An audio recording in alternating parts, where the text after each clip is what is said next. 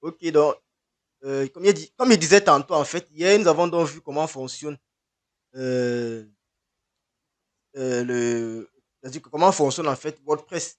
Nous avons vu, premièrement, les connaissances, par exemple, en ce qui concerne le web, le lexique en ce qui concernait le web. Et nous avons vu les fausses croyances de WordPress. Et également, qu'est-ce que nous avons vu? Nous avons vu en fait les forces et les limites de WordPress. Donc, c'est là où nous sommes arrêtés. Donc, yeah. Donc, aujourd'hui, donc, c'est le jour 2. L'objectif, c'est de faire quoi? C'est de voir, en fait, les prérequis techniques. Hier, en fait, c'était, en fait, juste les bases. Maintenant, aujourd'hui, on va voir quels sont les prérequis techniques pour pouvoir créer un site internet. Quels sont les prérequis techniques pour pouvoir créer un site web. Sans ces prérequis-là, en fait, vous ne pouvez pas créer vraiment un site web, un site web qui se veut professionnel. Alors, lorsqu'on veut créer un site internet professionnel, ce qu'il faut comprendre, c'est qu'on doit pouvoir le structurer en fait. Comment vous structurez votre site internet? La question que vous devez vous poser. Parce que si vous ne structurez pas votre site internet, ce sera la catastrophe plus tard. Il faudrait d'abord comprendre comment on structure son site internet. Et comment on structure son site internet, c'est quoi? Premièrement, de comprendre c'est quoi le cahier des charges, c'est quoi ce qu'on appelle un persona, c'est quoi ce qu'on appelle l'objectif du site, quel sera l'objectif de votre site web si vous voulez créer un site internet, quelle est la typographie que vous allez utiliser dans votre site internet en fait, quelle est votre charte éditoriale et enfin, quelle est la maquette que vous allez utiliser, quel sera le parcours utilisateur et quelle sera donc la structuration de votre site ou encore le wireframe. Comment est-ce que votre site web sera donc structuré. Donc, c'est ce que nous allons donc voir aujourd'hui en ce qui concerne notre cours ce jour 2 en fait. Alors, d'entrée de jeu, ce qu'il faut comprendre, c'est quoi? C'est que lorsqu'on veut créer un site internet, en fait, la première des choses à laquelle on pense, c'est d'abord cahier des charges. Sans cahier des charges, en fait, on ne peut pas parler de projet. La création d'un site web, en fait, c'est un projet. Et lorsqu'on parle de projet, en fait, la première chose qui revient, en fait, c'est quel sera le cahier de charges? Quelles sont les spécifications pour pouvoir créer un projet?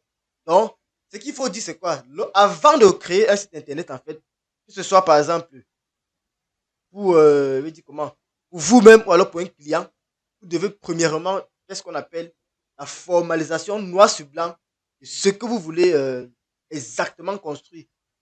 C'est ce document-là donc où vous allez spécifier tout ce que vous voulez construire qui va s'appeler le cahier des charges. Donc le cahier des charges va comprendre quoi? Toutes les spécifications de ce que vous voulez faire en fait. Et c'est tout, c'est ce que vous devez comprendre en ce qui concerne le cahier des charges. Alors ici, nous n'allons pas voir comment rédiger un cahier des charges professionnel d'un gros projet. Non, ici c'est juste une introduction. Genre, je vous donne déjà dans les bases ce que vous devez donc comprendre lorsque vous voulez par exemple créer cet internet. Le minimum requis en fait du cahier des charges avant de construire cet internet. Donc ce cours, ce n'est pas un cours sur la création d'un cahier des charges parce que c'est toute une matière euh, qu'on peut faire encore un cours sur même sur 2 mois.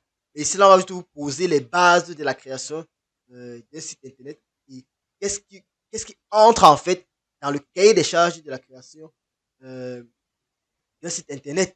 Donc, un cahier de charges, comme je dis tantôt, c'est un document et c'est un document dans lequel on va donc écrire ou alors on va décrire de manière précise, de manière structurée et de manière complète tous les éléments nécessaires à la réalisation de notre site internet. Alors, lorsqu'ils disent que c'est un document, ne pensez pas que c'est un document au sens strict du terme, en fait. Le cahier des charges, c'est un document, comme j'ai pourtant dit, mais il va contenir des éléments qu'on va appeler, par exemple, stratégiques. On aura des éléments stratégiques, on aura des éléments éditoriaux et on aura des éléments marketing, on aura des éléments ergonomiques. Voilà, j'ai cité 4 mots-clés. Stratégie, éditorial, marketing et ok, qu'est-ce que j'ai dit tantôt? Je disais tantôt que lorsque je parle de cahier de charge de la réalisation d'un projet de site web, à l'intérieur, on aura quoi? on aura la stratégie de notre site internet, on aura quoi? On aura, comment on nous dit ça? On aura par exemple euh, les éléments éditoriaux ou alors l'éditorial, on aura l'élément marketing, on aura l'élément ergonomique. Alors, tous ces thèmes que je viens de citer là, en fait, on va le voir dans la suite, en fait. Alors, l'un des aspects également, c'est les éléments juridiques. Par exemple, si c'est votre propre site internet, vous n'avez pas besoin de mettre les éléments juridiques dans le cahier des charges. Mais si vous vous positionnez en fait comme un client, alors ce module va également vous aider si vous faites de la prestation de services, par exemple. Si vous vous positionnez par exemple comme quelqu'un là, comme un prestataire de service qui va réaliser en fait les projets de ses clients, vous devez mettre à l'intérieur du cahier des charges en fait ce qu'on appelle les éléments juridiques. Par exemple, comme éléments juridiques, on peut citer quoi? Quelles sont les clauses du contrat en fait avec votre client? Quels seront les tribunaux qui seront saisis s'il y a un problème pendant la réalisation du projet? Donc ça, c'est quelques trucs que vous devez prendre en compte lorsque vous travaillez en fait. Donc, voilà les principaux éléments que vous allez avoir dans votre site ou alors dans votre cahier des charges en fait. Et donc, si vous ne mentionnez pas ou alors si vous n'avez pas de cahier des charges, vous avez des risques. Hein, parce que lorsqu'on parle de cahier des charges, il y a plusieurs risques que vous pouvez courir si vous n'avez pas de cahier des charges. Donc, sans cahier des charges, par exemple, vous pouvez courir quel risque? Perdre du temps. Imaginez, vous voulez construire une maison, mais vous n'avez pas dit ce que vous voulez dans votre maison. Vous appelez tout simplement les maçons de venir construire la maison. Alors, pour construire une maison au préalable, il y a un cahier des charges. Il faut définir quels sont les nombres de pièces de la maison, où sera la cuisine, par exemple, où sera la douche. En fait, c'est tout cela qui va construire d'abord le cahier des charges. On va remettre plus tard à l'architecte qui va construire le plan de la maison. C'est la même chose lorsque l'on revient, en fait, dans la création des sites web. Il faut toujours un cahier des charges, en fait, pour ne pas perdre du temps. Le cahier des charges va préciser, par exemple, quelles sont les pages qui vont entrer dans notre site internet, quelles sont les pages qu'on va peut-être créer, qu'on va peut-être mettre au menu, quelles sont les fonctionnalités qu'on va peut-être mettre. Parce que si vous oubliez, par exemple, le cahier des charges, en fait, vous allez oublier, par exemple, certaines fonctionnalités. Si vous oubliez, par exemple, le cahier des charges, ça veut dire quoi? Vous allez dériver le besoin initial, en fait. Et vous allez perdre du temps, comme je dis, à l'entame. Et surtout, l'un des risques que vous pourrez en ne pas avoir de cahier des charges, en fait, c'est que vous risquez en fait de créer un site internet qui ne sert à rien parce qu'à la base, vous n'avez pas précisé en fait ce que votre site va faire. J'espère qu'on se comprend jusqu'ici là.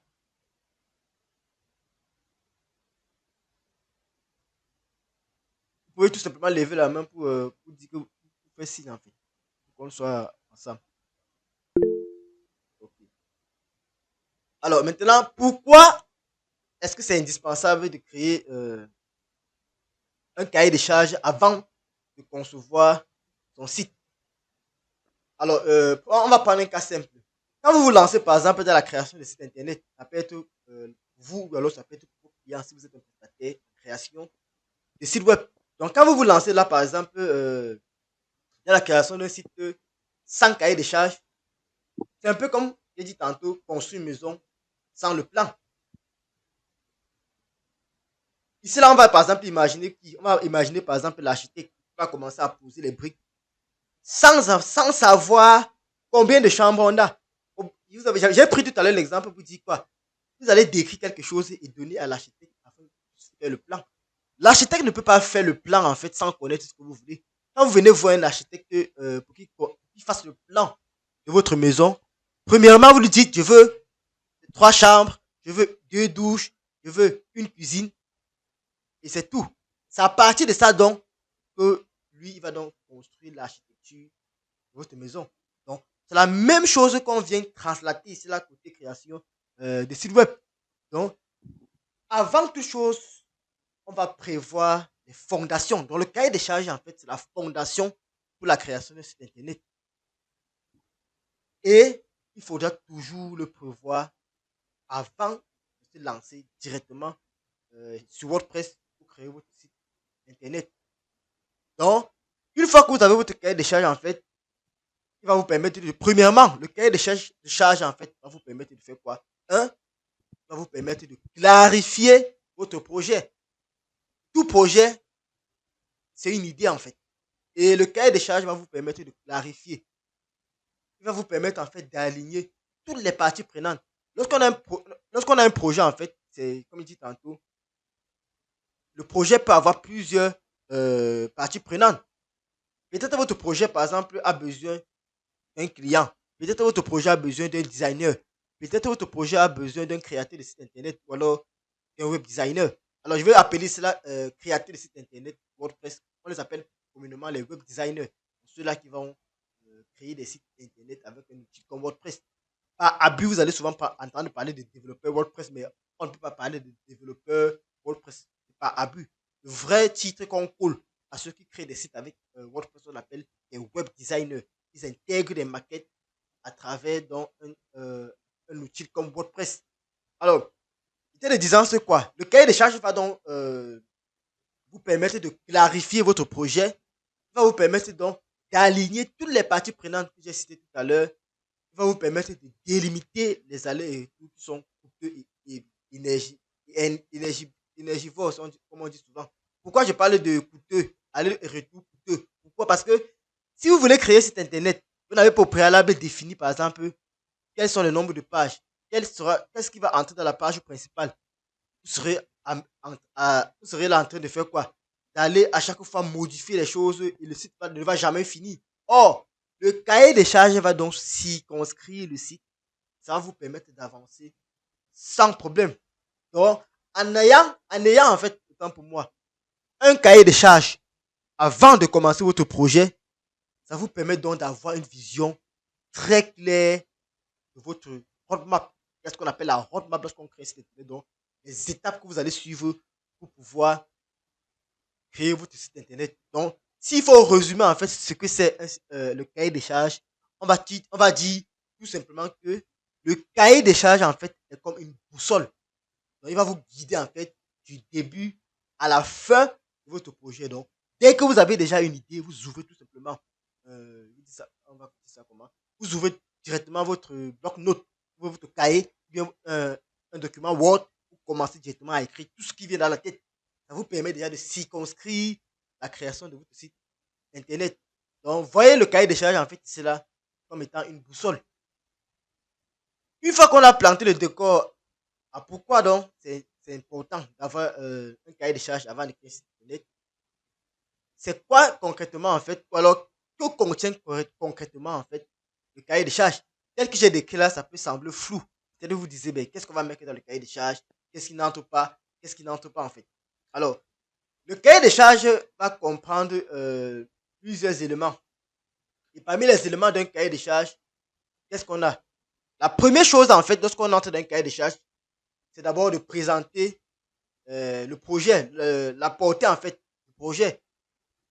C'est-à-dire quoi? Vous vous présentez, vous, ou le client. Bon, le plus souvent, on parle en fait de présentation du porteur du projet. Qui porte le projet en fait? Il faut que lorsqu'on entre dans le cahier de charge, en fait, on puisse savoir qui est le porteur de ce projet.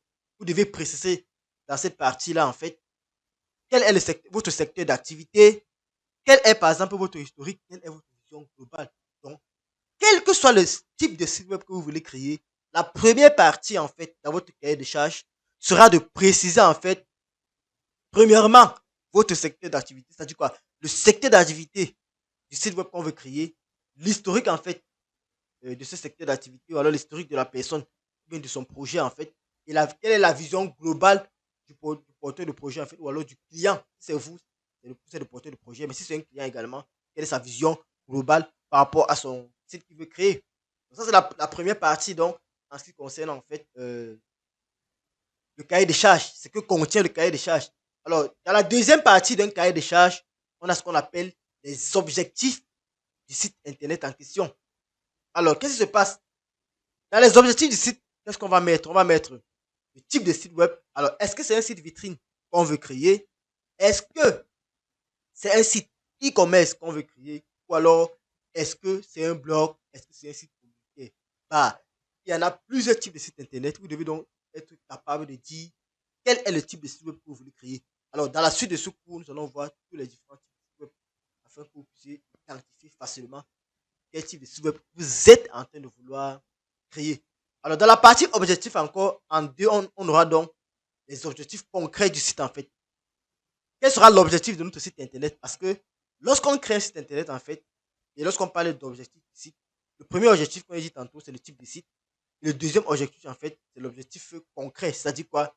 Quel sera l'objectif du site? Alors, qu'est-ce que mon site va permettre de faire, en fait? Est-ce que mon site va permettre de générer des prospects? Est-ce que mon site va permettre de vendre des produits? Est-ce que mon site va permettre d'informer tout simplement les gens? Est-ce que ça sera donc un site web pour recruter des gens? Donc ça, c'est donc ici là l'objectif concret d'un site web. En plus de l'objectif en fait du type de site web. Ça c'était le deuxième donc, aspect qui entre dans la rédaction d'un cahier des charges. Alors, le troisième aspect qui entre dans le cahier des charges, c'est ce qu'on appelle le public cible. Tout site internet que l'on crée, en fait, a un public cible. Et lorsqu'on parle de public cible, en fait, c'est ce qu'on appelle, dans le jargon professionnel, un persona. Alors, dans l'introduction, je vous ai parlé qu'on va parler ici là de persona également. Le persona, en fait, c'est notre public cible. Lorsqu'on crée un site internet, on a un public cible. Par exemple, moi, je fais de la prestation de services. Par exemple, je vais créer un site internet qui fait de la prestation de services en ce qui concerne la création de sites internet. Mon public cible ici sera quoi? Ce sera donc les entrepreneurs qui veulent créer un site internet, les étudiants ou alors les enseignants qui veulent avoir un blog pour publier des articles. Ça peut être également les entreprises qui ont besoin d'un site, par exemple, pour présenter leurs services. Ou alors, ça peut être les porteurs de projets qui veulent créer des idées, des applications. Vous voyez, j'ai donc circonscrit là mon persona. Donc, ceux-là qui ont besoin de mes services. Donc, c'est ça ce qu'on appelle le public cible. Et lorsqu'on parle de public cible également, on parle des besoins. Quels sont les besoins en fait de mon client? Quelles sont ses attentes en fait? C'est ce qui permet de définir en fait ce qu'on appelle le public cible ou alors le persona. Donc, ce qu'il faut retenir, c'est quoi? Lorsqu'on parle de public cible, il faut retenir que à qui s'adresse notre site internet? Quels sont les besoins donc de celui-là à qui on présente notre site internet? Et quelles sont ses attentes?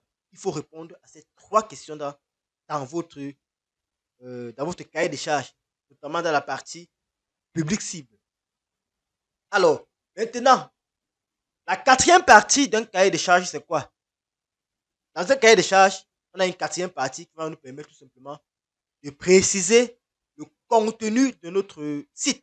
Donc, on va prévoir en fait le contenu du site. Donc, pas qu'on va prévoir tout. C'est possible de tout prévoir, mais on doit avoir quand même les briques qui vont entrer dans chaque partie du site. Et dans le contenu du site, on va par exemple faire quoi? Tout à l'heure, je vous ai pris l'exemple d'une maison. Lorsque je veux construire une maison, il faudrait au préalable que je sache le nombre de pièces de ma maison, le nombre de salons, le nombre de salles à manger, le nombre de chambres, le nombre de douches, le nombre de cuisines. C'est la même chose lorsqu'on revient côté création de site internet. Dans le contenu, qu'est-ce qu'on aura? Quel sera le nombre de pages de mon site internet? Quel sera le type de contenu qui va entrer dans mon site internet? Est-ce que j'aurai besoin des textes? Est-ce que j'aurai besoin des images? Est-ce que j'aurai besoin des vidéos? Et comme dernier type de contenu qu'on peut prévoir, c'est quoi? C'est que quelle sera par exemple la langue qu'on va utiliser dans le site internet? Ça, c'est les éléments qu'il faut bien préciser au début de notre site internet. Alors, comme le cinquième partie d'un site internet, nous avons ici là les fonctionnalités spécifiques attendues. Alors, tout site internet que nous allons créer en fait a ce qu'on appelle des fonctionnalités. Donc, quand vous allez sur un site internet, sachez que ce site internet propose des fonctionnalités et tout ce que vous faisiez, en fait, tout ce que vous faites autant pour moi, dans ce site internet, en fait, vous êtes en train de réaliser en fait des fonctionnalités prévues par celui qui a porté ce projet en fait. Quand vous allez par exemple sur Facebook, vous écrivez un message, vous envoyez, vous likez, vous partagez.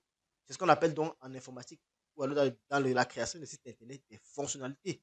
Vous avez une fonctionnalité par exemple pour liker une publication, vous avez une fonctionnalité pour commenter, vous avez une fonctionnalité pour partager. Donc c'est la même chose dans votre cahier de charges. Donc vous aurez toute une grande partie appelée fonctionnalités spécifiques attendues.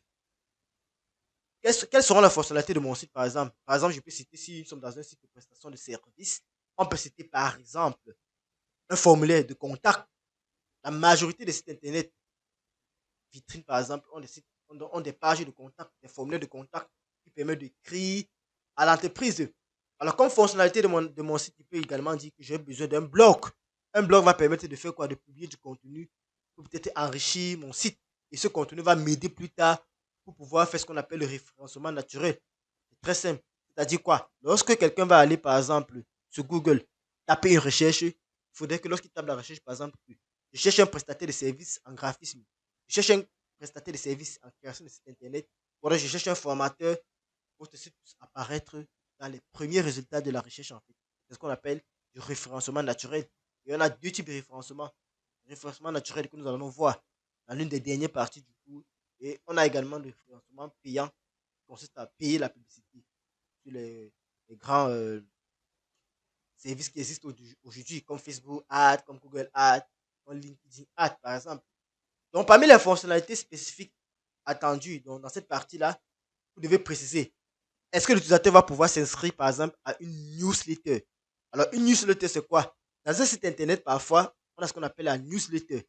La newsletter permet tout simplement de recueillir les adresses email des utilisateurs et de pouvoir les envoyer des emails chaque jour, bien chaque mois, bien chaque semaine. C'est très important.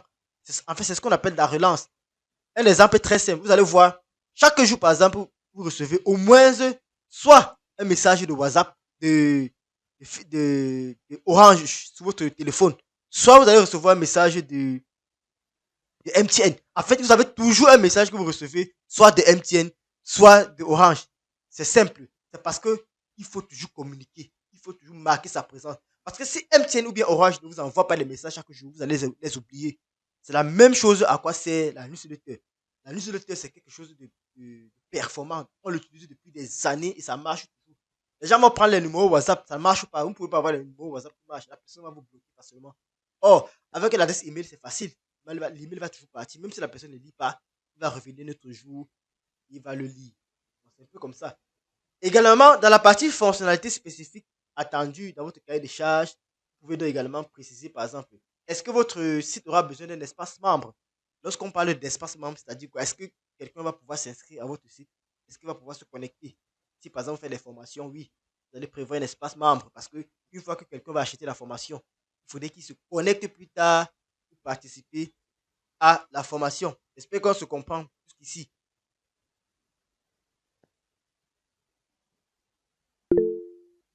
Ok. Alors, il y a trois personnes qui ne sont pas là, je ne sais pas pourquoi. Euh, S'il vous plaît, vérifiez dans le groupe s'il y a quelqu'un qui a laissé un message.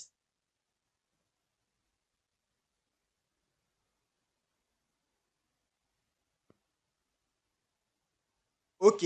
Donc, dans la partie, toujours, dans la cinquième partie, toujours qui est les fonctionnalités spécifiques attendues dans un cahier de charges, on doit préciser si on a besoin d'un espace membre. On doit prévoir également si dans notre site internet, on aura besoin de faire des paiements en ligne. Il y en existe plusieurs en fait. Donc, ça, là, ce sont des exemples de fonctionnalités que j'ai citées qui peuvent entrer en fait dans la partie fonctionnalité spécifique en fait. Et toutes ces fonctionnalités spécifiques là en fait, WordPress a déjà tout ça. Il suffit tout simplement de les activer. Et maintenant, il y a d'autres que vous pouvez télécharger en utilisant ce qu'on appelle des extensions. On va le voir dans la suite de ce cours. Alors, dans la sixième partie, en fait, d'un cahier de charges, on a ce qu'on appelle les contraintes techniques et ou logistiques, en fait. Alors, dans notre cas, par exemple, ou alors dans un cas d'un projet, par exemple, site web avec WordPress, on va préciser cela. Quel est le CMS souhaité? Ici, par exemple, dans notre cas, c'est WordPress qu'on va utiliser. Donc, on va préciser dans la partie contraintes techniques que nous voulons utiliser WordPress pour la création du site internet. Ça peut être autre chose. C'est un projet vraiment ambitieux. Également, nous devons préciser ce qu'on appelle l'hébergeur. Hier, nous avons parlé d'hébergeur, nous avons parlé de nom de domaine. L'hébergeur, donc, c'est celui-là qui va garder notre site internet. Il faut également le prévoir. Est-ce qu'il va acheter l'hébergeur au Cameroun, par exemple, chez Camo? Est-ce qu'il va acheter un hébergeur en France, par exemple? Est-ce que c'est par exemple au de Switch ou alors est-ce qu'il va acheter un hébergeur sur Hostinger? Il faut préciser cela dans votre cahier de charges. Quelles sont les contraintes? Maintenant, tout à l'heure, j'ai parlé de pourquoi il faut utiliser un cahier de charges. Dans le cahier de charges également, il faut avoir un délai et un budget. Le budget ne va pas intervenir si c'est votre propre site. Par exemple, après cette formation, vous pouvez décider de créer un site internet.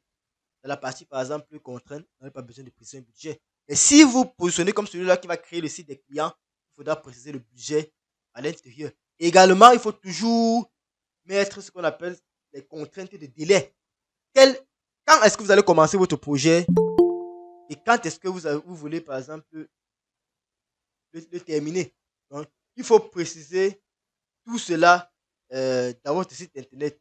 En ce qui concerne donc également la partie, comme il parlait sur les contraintes, il y a également en fait le fait qu'il faut préciser les dates, comme j'ai dit. Donc, quelle est la date que vous commencez? Quelle est la date que vous terminez? Donc, si vous ne précisez pas en fait les dates, ça sera contraignant. Il faudrait bien que on puisse savoir quand est-ce qu'on commence, quand est-ce qu'on termine. C'est ça même l'objectif en fait d'un cahier de charges. De pouvoir être en mesure de dire quand est-ce qu'on va commencer notre projet et quand est-ce qu'on va le terminer. Donc, en fait, c'est un peu comme une prévision en fait qu'on va faire. Maintenant, quand on veut créer le plus souvent un site internet, souvent quand les clients viennent en fait, il y a ce qu'ils ils vous donnent par exemple des exemples. On appelle ça par exemple des exemples de sites inspirants. On s'inspire toujours en fait. Il ne faut pas avoir peur de dire que vous allez tricher quelque part. De nos jours, on s'inspire quelque part pour créer pour nous. Pour vous inspirer quelque part pour créer. Par exemple, je veux faire dans le e-commerce. Je m'en vais en ligne, par exemple, je cherche les meilleurs sites e-commerce qui existent. Je dis que bon, tel site me plaît, tel site me plaît. J'essaie de voir comment je peux agencer ces différents sites-là pour créer le mien. À partir de, je m'inspire pour créer le mien. Donc, dans un cahier de charges, en fait, il faut également mettre dans le site web qui vous inspire. Vous pouvez prendre les liens, vous coller là, ou bien vous pouvez faire les captures d'écran. Pour un exemple, en fait. Donc, par exemple, ça peut être un style visuel. Par exemple, le style visuel, par exemple, de Jumia peut vous plaire. Le style visuel de Amazon peut vous plaire. Le style visuel, pardon. Le style visuel, par exemple, de Alibaba peut vous plaire si vous êtes dans la création de site e-commerce. Donc, vous allez copier tout leur site internet là, coller dans cette partie-là. Ça peut être également les visuels. Également, vous pouvez avoir des exemples de sites web au niveau de la structure. Vous pouvez regarder la structure, vous pouvez regarder l'expérience utilisateur. Comment est-ce que le parcours utilisateur est fait dans ces différents sites-là. Donc, c'est un peu ce que je voulais dire par rapport à cette partie. Est-ce que c'est clair pour vous jusqu'à ce moment? Est-ce que vous avez des questions par rapport à cette partie qui consiste à dire ce que contient également le cahier des charges? Est-ce que c'est clair pour vous?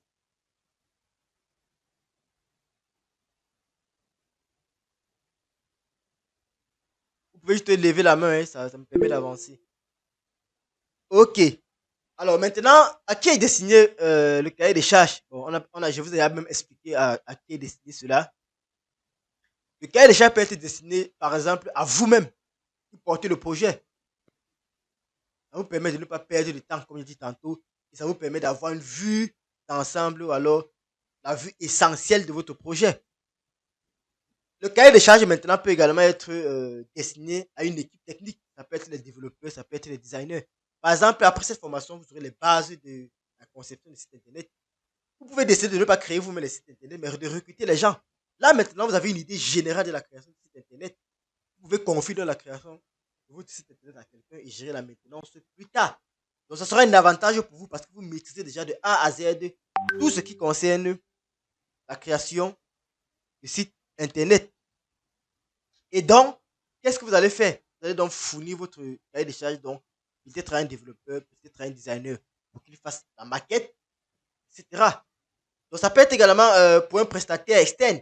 Par exemple, vous êtes prestataire de services en création de site internet, c'est-à-dire quand vous vendez vos services et les gens vous payent pour créer le site internet. Imaginez que vous avez 5 clients qui vous viennent vous voir et ils veulent un site web dans 3 mois. Vous voyez que c'est impossible pour vous de faire tous ces sites web en 3 mois. 5 sites en 3 mois, par exemple. Si ce sont des larges sites internet, qu'est-ce que vous allez faire? Vous allez tout simplement prendre le projet. Bien évidemment, vous n'allez pas laisser un projet passer parce que vous pouvez avoir des commissions dessus. Vous prenez le projet, vous réalisez le cahier des charges, vous mettez le prix, la date de délai, la date de fin, et vous envoyez ça donc à des prestataires externes. Vous cherchez quelqu'un, vous me cherchez par exemple les membres de cette formation, vous les donnez. Et vous prenez juste votre commission à l'intérieur. On va un exemple de cas où vous pouvez donner votre cahier de charges à quelqu'un d'autre. Donc, vous pouvez également donner votre cahier de charges à un financier. Par exemple, vous avez un projet pour créer un site web révolutionnaire et vous n'avez pas l'argent pour le lancer, vous n'avez pas l'argent, par exemple, pour payer le nom de domaine. Le site est très grand. Il faut plusieurs personnes qui vont travailler sur le site. Vous n'avez pas l'argent pour payer, par exemple, les développeurs. Qu'est-ce qu'il faut faire? Il faut donc présenter ce cahier de charges donc, à un financeur, un financier. Un financier, autant pour moi, il va donc faire quoi? Il va donc regarder si le projet entre dans ses coordonnées Et il va peut-être vous faire, peut-être il veut dire ça comment? Il va donc vous donner un prêt peut-être pour faire votre projet et le rembourser plus tard. Donc, ce qu'il faut retenir tout simplement, c'est quoi? C'est que le cahier des charges vous permet tout simplement de parler un langage commun entre qui? Entre trois personnes en fait. Le technicien, la technique ou le technicien, le fonctionnel et la stratégie. Donc, le cahier des charges en fait regroupe trois éléments en fait techniques. Premièrement, le fonctionnel. Deuxièmement, la stratégie. Troisièmement, la technique. J'ai expliqué en profondeur tout ce qui entre en fait dans un cahier de charges. Et maintenant, dans notre cas, en fait, là, je vous ai présenté de manière globale un cahier de charges. Mais pour vous, ça ne veut pas dire que vous allez aller écrire des cahiers de 500 pages. Et ça va dépendre de vous. Mais pour un petit site internet, il faut au moins aller là, à la main, écrire au moins trois lignes. Trois lignes, c'est suffisant, en fait. Quand vous voulez créer un site internet, vous pouvez faire trois lignes, trois phrases, cinq phrases, par exemple. C'est suffisant. En cinq phrases, vous pouvez circonscrire, en fait, votre projet afin d'avoir une vision clair de ce que vous voulez construire. Donc, avec ça, donc, je peux vous montrer quelques exemples, par exemple. Donc là, je vais parler de deux cas concrets en ce qui concerne la création de sites. Premièrement, là, je vais prendre un exemple simple. Vous voulez, par exemple, créer un site vitrine. Et donc, vous voulez réaliser un cahier de charges.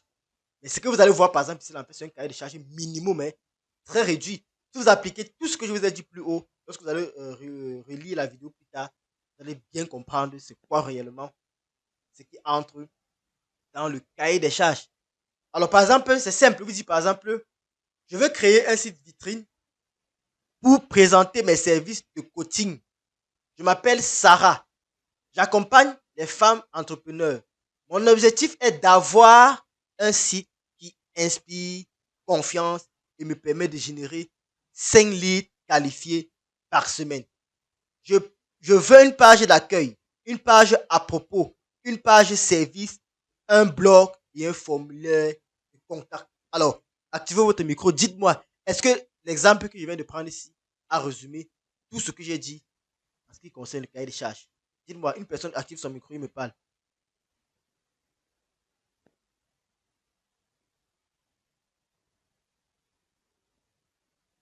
Est-ce que vous avez... Bon, moi, je vais avoir l'exemple de je vais créer un site vitrine pour présenter mes services de coaching.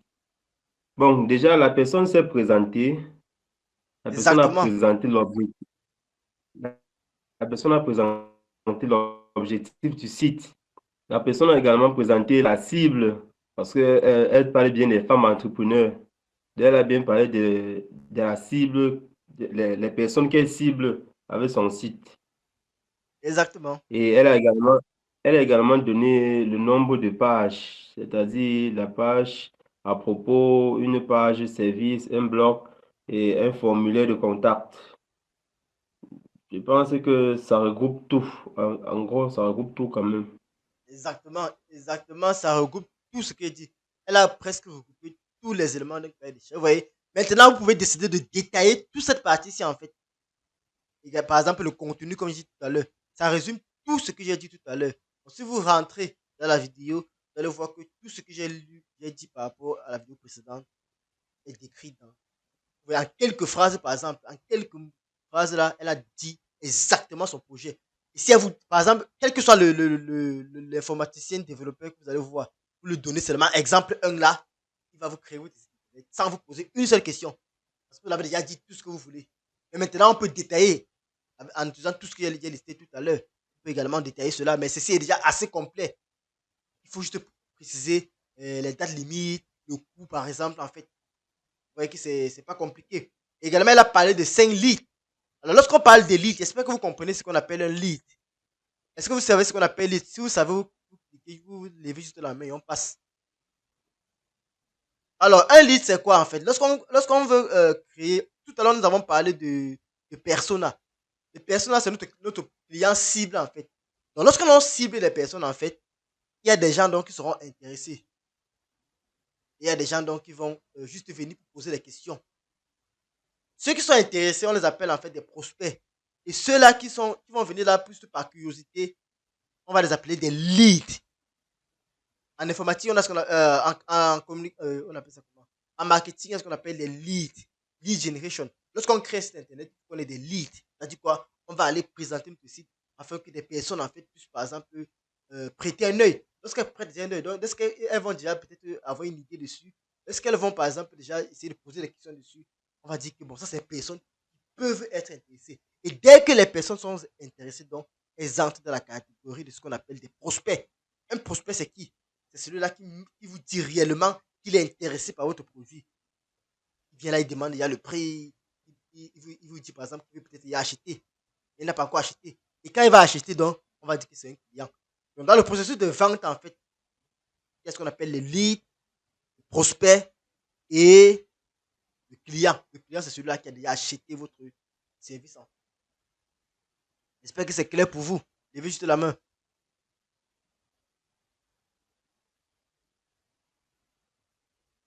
OK. Donc, en exemple 2, qu'est-ce qu'on a donc? Est-ce que quelqu'un peut me lire l'exemple 2, s'il vous plaît?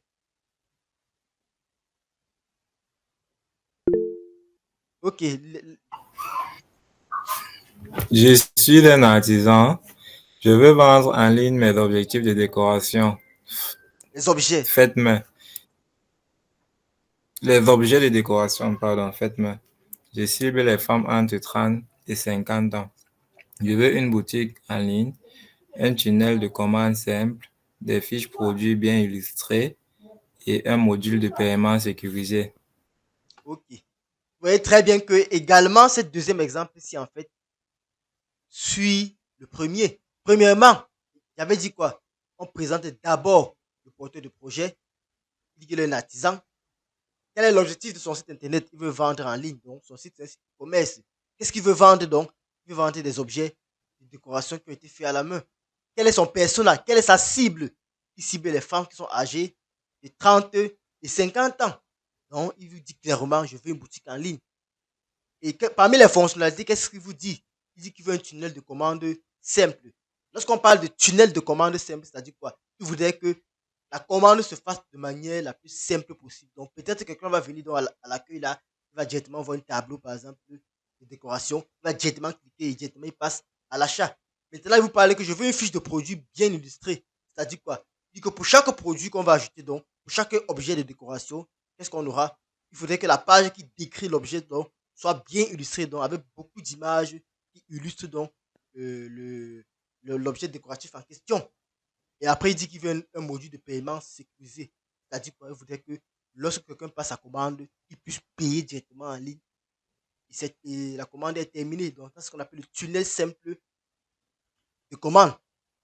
Alors, j'espère que c'est clair pour vous maintenant en ce qui concerne le cahier des charges.